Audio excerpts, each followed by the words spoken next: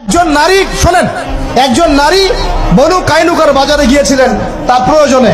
ইহুদি তার শ্লীলতাহানি করেছে, তার সতর খুলে দিয়েছিল একজন ইহুদি। এটা দেখে একজন মুসলিম ভাই সেখানে থাকতে না পারে ওই ইহুদির গর্দান নামিয়ে দেয়।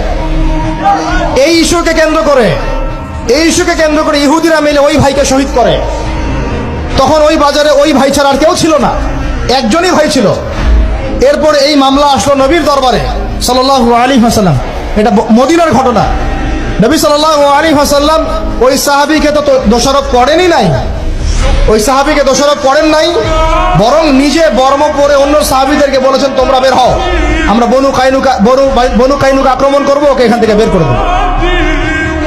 একজন দিনী বোনের ইজ্জতের বদলা নেওয়ার জন্য পুরো বনু কাইনুকার ইহুদিদের সাথে যুদ্ধ হয়েছে। আর আমাদের বোনরা স্বেচ্ছায় ইজ্জত বিলি দিচ্ছ তোমরা হচ্ছে মাটির তলে চলে যাও।